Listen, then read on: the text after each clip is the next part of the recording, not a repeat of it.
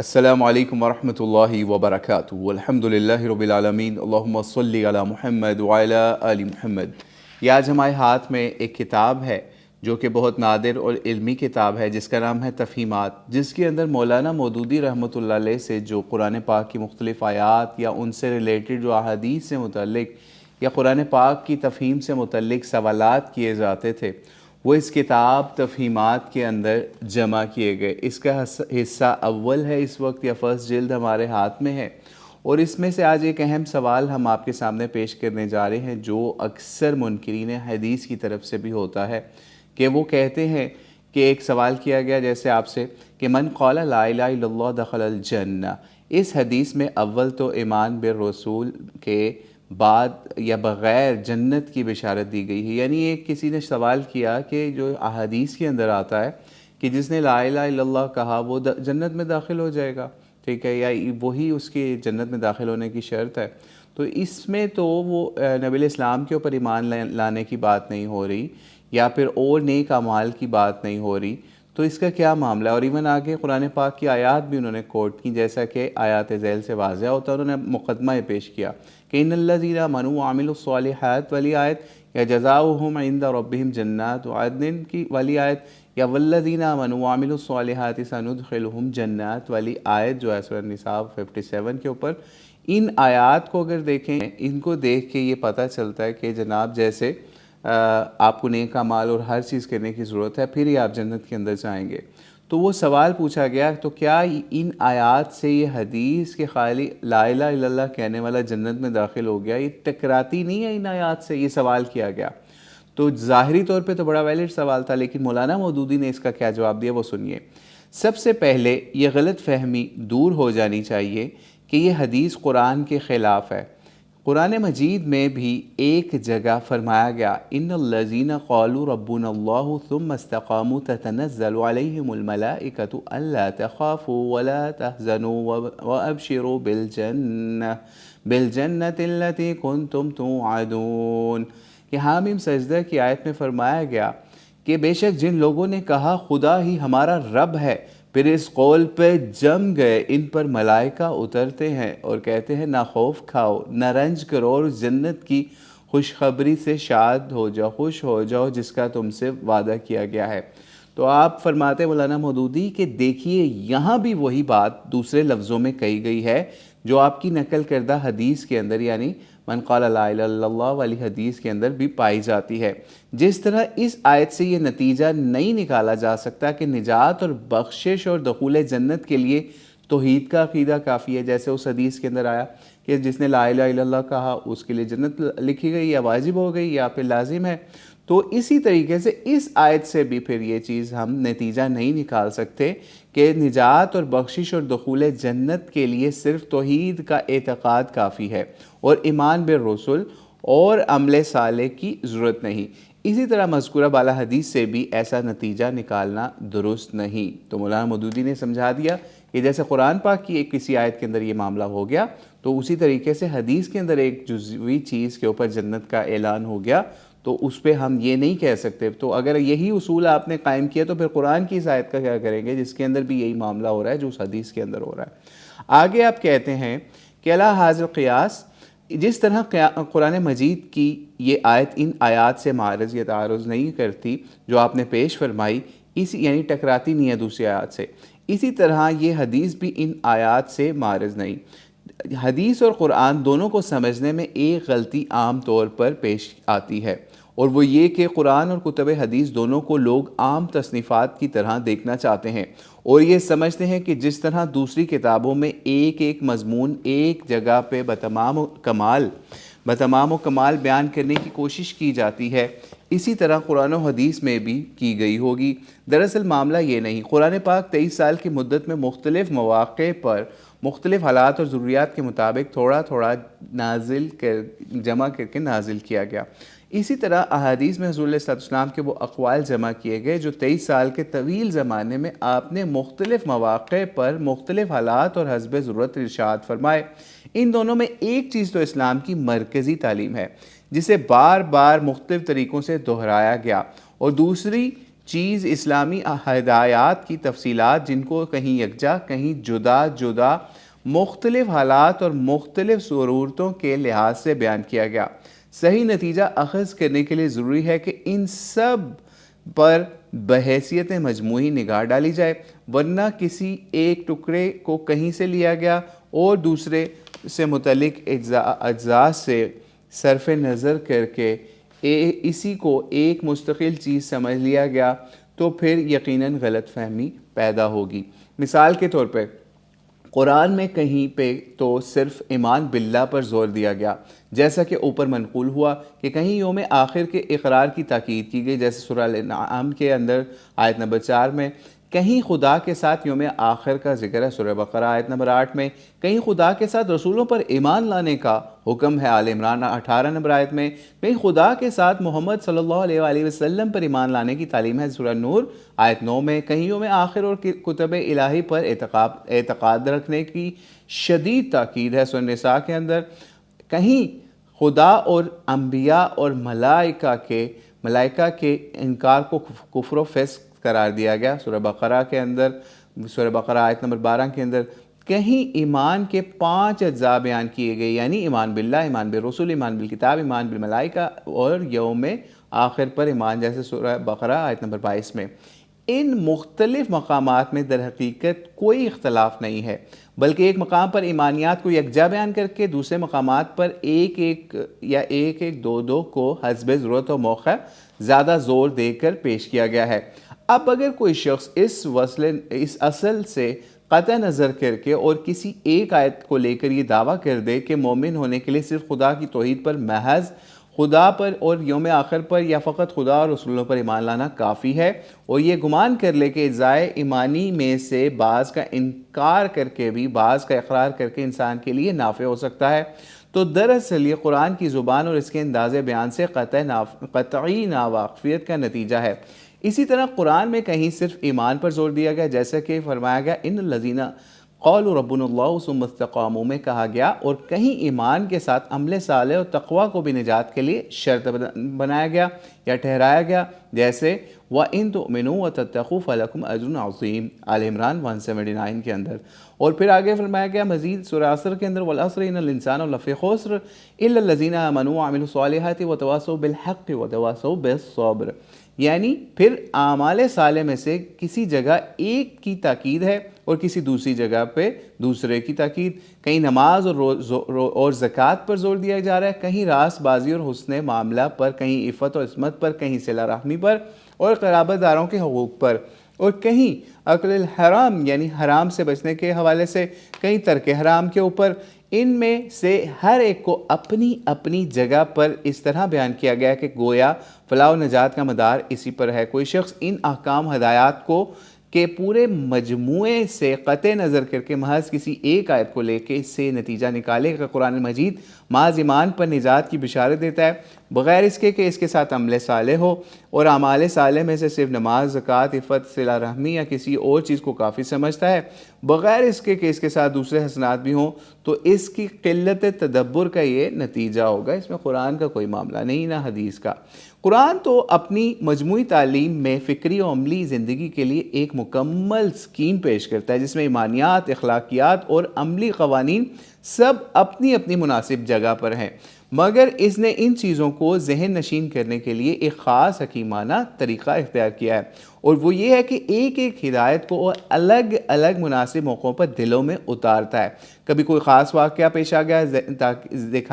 دیکھا کہ ذہن اور اس خاص وقت ایک خاص ہدایت کو قبول کرنے کے لیے تیار ہے، فوراً وہ ہدایت نازل کر دی، اور اس قوت کے ساتھ نازل کی کہ قلب و روح میں پیوست ہو گئی۔ کبھی کسی خاص گروہ کی تعلیم پر رسول صلی اللہ علیہ وسلم کو مامور کیا گیا، اور اس گروہ کے خاص حالات کو پیش نظر رکھ کے اس قسم کی ہدایات دی گئیں جو اس کی اصلاح کے لیے ضروری تھیں۔ کبھی کوئی خاص تعلیم دینے کی ضرورت پیش آئی تو تمام تمثیلوں سے، اقوام کی گزشتہ نظیروں سے، انبیاء اکرام کے حالات سے، آفاق و انفس کے شواہد سے اس کو دلوں کی قبولیت کے لیے تیار کیا گیا۔ پھر وہ تعلیم دی گئی کہ اس کا اثر ہوا اور وہ دلوں اور روح میں جذب ہو جائے۔ یہ انتہا درجے کا حکیمانہ طریقے تعلیم و تربیت اس لیے اختیار کیا گیا کہ اللہ تعالیٰ کا مقصد محض ایک سکیم اور ایک ہدایت نامہ مرتب کر دینا نہیں تھا، بلکہ در حقیقت اپنی اسکیم کو نافذ کرنا اور ایک جماعت کی زندگی میں انقلاب پیدا کرنا تھا، جس کے لیے بتدریج یا تدریج اور ترتیب اور موقع و محل کی مناسبت سے نفسیات انسانی کی رعایت ناگزیر تھی۔ پھر آگے فرمایا مولانا مودودی نے کہ ٹھیک اسی حکیمانہ طریقے کی پیروی نبی علیہ السلام نے بھی فرمائی۔ 23 سال کی پیغمبرانہ زندگی میں آپ ہر وقت تبلیغ اور تعلیم، اصلاح اور ہدایت میں مشغول رہتے۔ ہر قسم کے لوگ آپ کے پاس آتے، ہر ایک کی ذہنیت، ہر ایک کی استعداد، ہر ایک کی اخلاقی، اعتقادی، عملی حالت جداگانہ تھی۔ اگر آپ ہر وقت ہر شخص سے ایک ہی لگی بندی بات کہتے، ایک ہی قسم کی ہدایت دے کر رخصت کر دیا کرتے، تو آپ کو وہ کامیابی نصیب نہ ہوتی جس نے تاریخ میں انقلاب پیدا کر دیا۔ آپ علیہ السلام حکیم مطلق کے شاگرد تھے، اور اس حکیم نے جو طریقے ہدایت اپنی کتاب میں اختیار کیا، اسی کی پیروی آپ بھی کرتے تھے۔ آپ کی تعلیم موقع و محل کی رعایت کے ساتھ ہوتی تھی۔ جس وقت جس بات کا موقع ہوتا تھا، اس وقت وہی بات آپ کی زبان اطہر سے نکلتی تھی اور سیدھی دلوں میں اتر جاتی تھی۔ یہ چیزیں جو منتشر طور پر حدیثوں میں پھیلی ہوئی ہیں، ان سب کو مجموعی حیثیت سے دیکھیے، تب آپ کو معلوم ہوگا کہ اس کا یعنی اس حکمت کا یا اس حکمت کا جو نبی صلی اللہ علیہ وسلم نے جس سے بیان کی، اس کا کیا معاملہ ہوتا تھا۔ ٹھیک ہے، آگے آپ فرماتے ہیں مولانا مودودی کہ اگر آپ ان اکائیوں کو جوڑ کر ایک منظم عدد نہ بنائیں گے اور ایک ایک فرد کو الگ الگ لے کر اس سے جداگانہ نتائج اخذ کرنے لگیں گے، تو ویسی ہی غلطی پیش آئے گی جیسی آیات قرآنی کو متفرق طور پر دیکھنے سے آتی ہے۔ اس قاعدے کا ملحوظ رکھ کر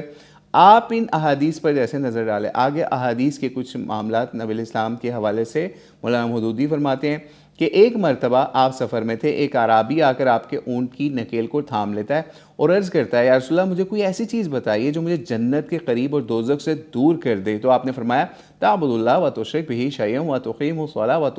وتؤتی الزکاۃ وتصل الرحم۔ ٹھیک ہے کہ اللہ کی بندگی کرو، اس کے ساتھ خداوندی میں کسی کو شریک نہ کر، نماز کی پابندی کر، زکوٰۃ دے، قرابت داروں کے حقوق ادا کر۔ دیکھیے یہاں ایک شخص سامنے ہے جو آپ کی رسالت کا قائل ہے، حیات اخروی کا قائل ہے، اسلام قبول کر چکا ہے، اس کو تمام ایمانیات اخلاقیات کی تفصیل مطلوب نہیں، وہ خدا کا قرب صرف حاصل کرنے کے لیے ہدایت مانگ رہا ہے۔ آپ اس کی ہدایت کے مطابق اس کو تعلیم کر دیتے ہیں کہ جس عقیدہ اسلام کی بنیاد قائم ہے، اس میں مضبوط ہو جا اور اللہ کے حقوق اور بندوں کے حقوق ادا کیے جا۔ ایک اور دوسرے موقع کے اوپر نبی علیہ السلام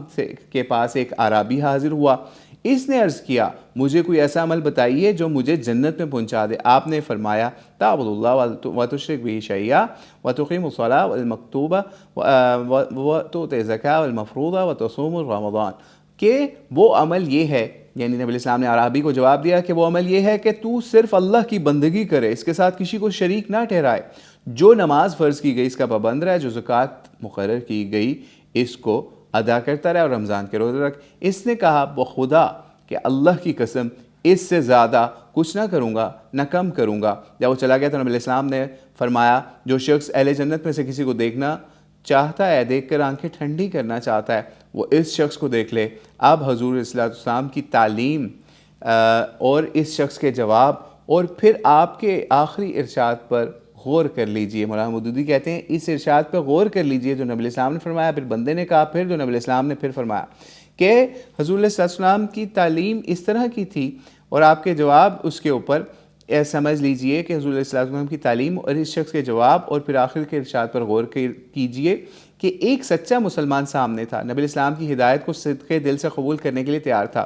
اس کو صرف یہ سمجھانے کی ضرورت تھی کہ خدا کی جنت میں داخل ہونے کے لیے بڑی بڑی ریاستوں مجاہدوں کی ضرورت نہیں، ٹھیک ہے، نہ چلے کھینچے اور نہ رات بھر وظیفے پڑھنے کی ضرورت نہیں۔ اسی دنیا داری کی زندگی میں اگر تو اپنے اعتقاد کو شرک سے پاک رکھے، خدا کے عائد کیے ہوئے فرائض کو ادا کرتا رہے، تو تجھے جنت مل سکتی ہے۔ پھر ایک اور حدیث ملاحظہ کر لیجئے، مولانا مودودی کہتے ہیں معاذ بن جبل کو جب آپ نے ایک مشن پر بھیجا تو فرمایا، تم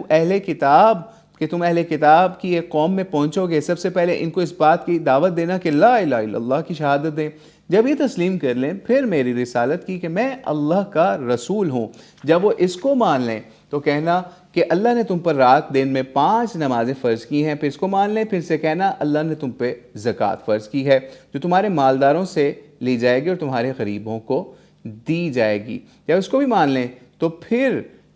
خبردار ان کے اموال کو ہاتھ نہ لگانا اور مظلوم کی دعا سے بچنا، اس کے اور خدا کے درمیان کوئی حجاب نہیں۔ اس نوعیت کی ایک اور حدیث میں بھی ہے کہ مجھے حکم دیا گیا نبی صلی اللہ علیہ وسلم کو کہ امرت ان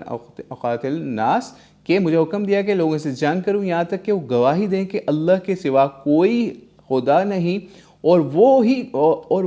اس نے نبی صلی اللہ علیہ وسلم کو اللہ کا رسول بنایا، یا نبی الاسلام اللہ کے رسول ہیں، اور نماز قائم کریں، زکوٰۃ دیں۔ پھر اسی طریقے سے جب انہوں نے ایسا کر دیا تو انہوں نے اپنی جانوں کو مجھ سے اور مالوں کو مجھ سے بچا لیا، اس کے بعد حساب اللہ کے ہاتھ میں ہے۔ پھر ایک اور روایت میں مجھے حکم دیا گیا کہ ان لوگوں سے جنگ کروں یہاں تک کہ گواہی دیں کہ اللہ کے سوا کوئی خدا نہیں، مجھ پر اور ان سب باتوں پر ایمان لائیں جو میں لایا ہوں۔ پھر جب انہوں نے ایسا کر دیا تو مجھ سے اپنی جانوں اور مالوں کو بچا لیا، اور الا یہ کہ ان کے خلاف کوئی حق قائم ہو جائے، اس کے بعد اللہ کے ہاتھ میں ان کا حساب ہے۔ ان احادیث کے اندر مولانا مودودی کہتے ہیں کہ نبی صلی اللہ علیہ وسلم نے اسلام کا دستوری قانون کانسٹیٹیوشنل لا بیان کر دیا، اور وہ یہ ہے کہ جب کوئی شخص خدا کی وحدانیت، آپ کی رسالت کو ماننے کا اقرار کرے تو وہ دائرہ اسلام میں آ جاتا ہے اور اسلامی اسٹیٹ کا شہری یا سٹیزن بن جاتا ہے۔ یہ بات کہ وہ حقیقی مومن ہے یا نہیں، اس کا فیصلہ کرنے والا کون ہے؟ اللہ۔ ہم اس کا فیصلہ کرنے کے مجاز نہیں، کیونکہ لم و امران کہ اللہ تعالیٰ نے ہمیں کسی کے سمجھ لیجئے جان و مال کے حوالے سے سمجھ لیجئے، کسی کے دلوں کے حوالے سے نہیں کہا، ٹھیک ہے۔ آگے آپ لکھتے ہیں لم و امران و عاشق عن قلوب الناس ولا عن بطونہم، یعنی ہمیں اللہ نے یہ حکم نہیں دیا کہ ہم لوگوں کے دل چیر چیر کے دیکھتے رہیں کہ اس کے اندر کیا ہے، ٹھیک ہے۔ پھر اسی طریقے سے یا ان کے باطن کو ٹٹولنے کا نہیں معاملہ کیا، یعنی حدیث کی طرف مولانا مودودی نے اشارہ کیا کہ نبی الاسلام نے اس چیز سے منع کیا کہ آپ لوگوں کے دل چیر کے نہیں دیکھ سکتے کہ ان کے اندر کیا ہے، نہ ان کے باطن کو ٹٹول سکتے ہیں، ٹھیک ہے۔ اور جان و مال کی عصمت یا سیکیورٹی صرف کلمہ توحید و اعتقاد رسالت سے قائم ہو جاتی ہے، اس کے بعد کسی کو دست درازی کا حق نہیں رہتا، ٹھیک ہے۔ آگے مزید مولانا مودودی نے اسی چیز کو اور بھی صحابہ کے حوالے سے مزید بیان کیا، اس میں سے کچھ چیزیں ہم سکپ بھی کرتے ہیں، اور کیونکہ کافی لمبا اس کا بیان ہے، تقریباً سمجھ لیجیے 10-12 صفحوں کا اس کے اوپر بیان ہے۔ اب ہم اس کے اوپر آگے مزید چلتے ہیں ایک اور اہم واقعے کی طرف جو انہوں نے آخر میں بھی بیان کیا کہ مذکورہ بالا احادیث اور ان کی ہم مانی دوسری احادیث کا یہی مفہوم صحابہ نے سمجھا، اور یہی ان کا حقیقی مفہوم تھا کہ ان میں سے کسی نے بھی یہ خیال نہ کیا کہ بس عقیدہ توحید ہی کافی ہے، اس کے بعد نہ رسالت کو ماننے کی ضرورت، نہ کلام اللہ کو، اور نہ پاکیزگی اخلاق مطلوب ہے، نہ صلاحیت اعمال۔ ایسا غلط مفہوم وہ کس طرح سمجھ سکتے تھے جبکہ ان کو پوری طرح بتا دیا گیا تھا اسلام کیا ہے، اس میں کن چیزوں کا اعتقاد، کن عبادات کی پابندی، کن حدود کی حفاظت، کن قوانین کی اطاعت، کن طریقوں سے اجتناب ضروری ہے۔ یہی وجہ ہے کہ آپ علیہ السلام نے یہ تعلیم صرف کاملین کو دی اور عوام کے سامنے اس بیان کرنے کو منع فرما دیا ہے۔ جیسے معاذ بن جبل والی حدیث میں آپ علیہ السلام نے اس کی وجہ بھی خود ہی بیان فرما دی کہ عام لوگ اس کو سن کر غلط فہمی میں پڑ جائیں گے۔ اور پھر حضرت ابو ہریرہ والی حدیث آگے بیان کی مولانا مودودی نے، کہتے ہیں کہ حضرت ابو ہریرہ والی حدیث میں ایک شخص کو شبہ ہو سکتا ہے کہ آپ نے شاید عوام تک پہنچانے والی ہدایت فرمائی تھی، خود حضرت عمر کو بھی ایسا ہی ایک شبہ ہوا، لیکن دراصل حضور علیہ السلام کا مقصد جو ہے کامل اسلام کی لوگوں کو بشارت دینا تھا۔ چنانچہ جب حضرت عمر نے اپنا اندیشہ بیان کیا تو نبی علیہ السلام نے ان کی رائے سے اتفاق کیا، یعنی اس حدیث کی طرف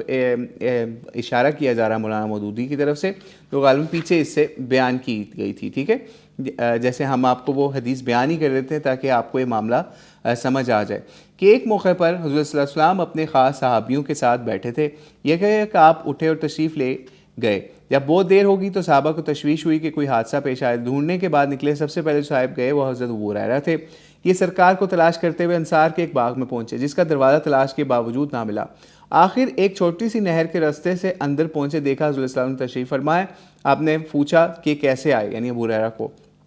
انہوں نے ماجرا بیان کیا، اپنی دونوں جوتیاں اٹھا کر انہیں دے دیں اور فرمایا انہیں لے جاؤ، باغ کے پیچھے جو شخص ملے جو اللہ الہ الا اللہ کی شہادت دیتا ہو، اس پر دل سے یقین رکھتا ہو، اسے جنت کی بشارت دے دو۔ اس حکم کی تعمیل کے لیے روانہ ہوئے، نبی علیہ السلام نے کہا کہ آپ نے یہ کہنا ہے، تو رستے میں سب سے پہلے حضرت عمر ملے. انہوں نے کہا یہ جوتیاں کیسی؟ انہوں نے کہا کہ یہ نبی علیہ السلام کی جوتیاں نعلین ہیں، اور آپ نے مجھے ایسا اور ایسا کہنے کا حکم دیا ہے. حضور علیہ السلام کے حوالے سے اس حکم کو کے اوپر حضرت عمر نے یہ سن کر ایک زوردار دھپ یا دھکا یا پھر ان کو رسید کیا اور کہا واپس جاؤ. یہ گرتے پڑتے بھاگے حضور علیہ السلام کے پاس واپس گئے. حضرت ابو ہریرہ اور سارا واقعہ بیان کیا. اتنے میں حضرت عمر بھی وہیں پیچھے ان کے پہنچ گئے. آپ نے پوچھا عمر کس چیز نے تمہیں اس حرکت پر آمادہ کیا؟ انہوں نے عرض کیا میرے ماں باپ آپ پر قربان، کیا آپ نے ابو ہریرہ کو ایسا کہا؟ تو اس کے بعد حضور علیہ السلام نے کہا ہاں. حضرت عمر نے عرض کیا ایسا نہ کیجئے، مجھے خوف ہے کہ لوگ اسی پہ بھروسہ کر بیٹھیں کہ اور ان عمل کو چھوڑ بیٹھیں. تو آپ علیہ السلام نے فرمایا اچھا تو انہیں عمل کے لیے چھوڑ دو. ٹھیک ہے، یعنی اس سے یہ چیز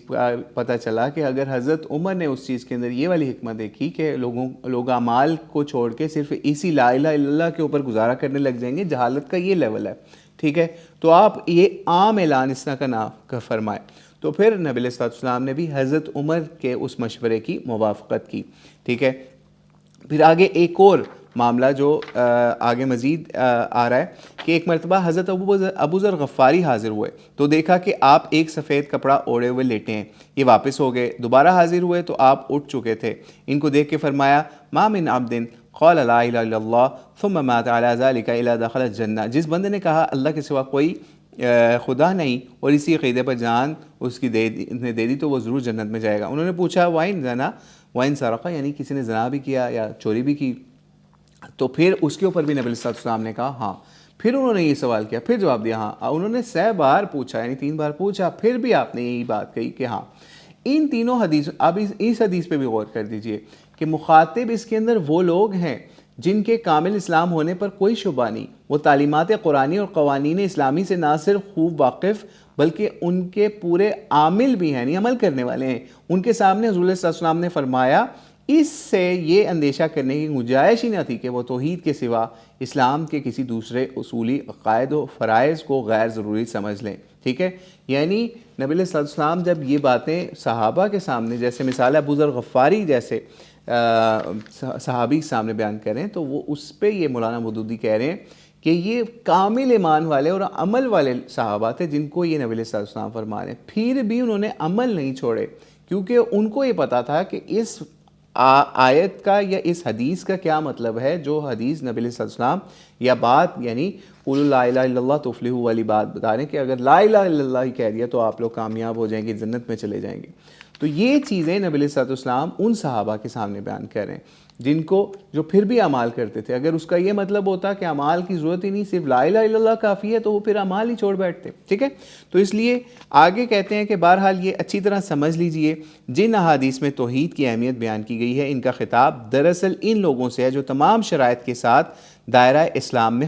داخل ہو چکے ہیں، نہ کہ ان لوگوں سے جو مسلمان ہی نہ ہوں. پھر مسلمانوں کو بھی اعتقاد توحید پر دخول جنت کی بشارت دینے سے مراد یہ نہیں کہ بس خدا کی وحدانیت مان لو، پھر جس قسم کی بھی بدعقیدگی اور فسق و فجور و بدعت و معصیت چاہو اس میں مبتلا رہو، بلکہ اس کا مقصد یہ بتانا ہے کہ مسلمان کی کامیابی کا دار و مدار سب سے بڑھ کر اعتقاد توحید کی صحت پر مضبوطی پر ہے. اس میں اگر خرابی آ گئی تو پھر کوئی چیز نافع نہیں ہو سکتی، کسی اور چیز سے نفع اس طرح نہیں مل سکتا. اگر یہ صحیح و مضبوط ہو تو آخری کامیابی حاصل ہو کر رہے گی. اسی جہت سے اس معنی کی احادیث اس قرآنی سے بھی مطابق ہوتی ہیں جس میں فرمایا گیا ان الذين قالوا ربنا الله ثم استقاموا تتنزل عليهم الملائكة الا تخافوا ولا تحزنوا وابشروا بالجنة التي كنتم توعدون. سورہ حامیم سجدہ کی آیت 30 کو لکھ کے مولانا مودودی نے پھر اس اپنے بیان کو ختم کیا، جس کے اندر یہ بھی واضح کی کہ اگر جن احادیث کے اندر عقیدہ توحید کی لا الہ الا اللہ خالی کہنے کے اوپر فلاح پانے کی جنت کی بشارت ہے تو اس کا مطلب ان قرآن کی آیات سے بھی ثابت ہوتا ہے. اور اسی طریقے سے جو میننگ ہے ان احادیث کا جو صحابہ نے لیا، جو نبی علیہ السلام نے سمجھایا، وہ کیا تھا؟ یہ نہیں تھا کہ خالی لا الہ الا اللہ پڑھ لو اور باقی جو مرضی گناہ کرتے رہو، یہ بات نہیں تھی، بلکہ اس کا مقصد اور مطلب عقیدہ توحید کو لوگوں کے دلوں میں راسخ کرنا تھا اور ایمان کی بتانا تھا کہ اگر کفر سے کوئی ایمان میں آتا ہے تو پھر اس لا الہ الا اللہ کے تقاضوں کو پورا کرتا ہے تو پھر وہ جنت کا حقدار بن جاتا ہے، اور اگر کوئی گناہ بھی ہوتے ہیں اس سے تو اس کے اوپر بھی اللہ تعالیٰ اس کے اوپر بخشش کا معاملہ فرما سکتے ہیں، لیکن یہ اللہ کے پاس ہے اس کا حساب کتاب۔ ہم اس کے لیے کسی کا دل نہیں چیر کے کہہ سکتے کہ یہ اس گناہ کے اوپر کافر ہو گیا ہے، منافق ہو گیا۔ واللہ اعلم بالصواب۔ السلام علیکم ورحمۃ اللہ وبرکاتہ۔